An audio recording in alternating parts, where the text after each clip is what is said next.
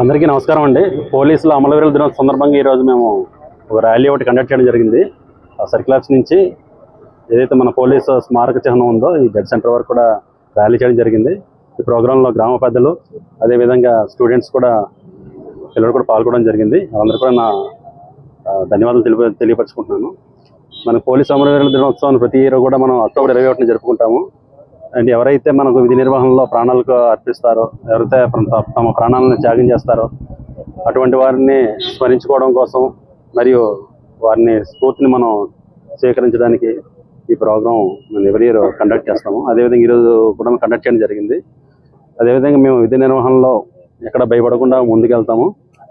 24 hours కూడా మేము అందుబాటులో ఉంటాము. అందరు కూడా ప్రజలకు అందుబాటులో ఉంటూ ప్రజలకు సేవ చేసుకుంటూ ముందుకెళ్తాము. ఎటువంటి ఇబ్బందులు ఉన్నా సరే అధికారుల సలహాలు తీసుకుంటూ ఇతర ప్రజల నుంచి కూడా కోఆపరేషన్ సహాయ సహకారాలు తీసుకుంటూ ముందుకెళ్తాము.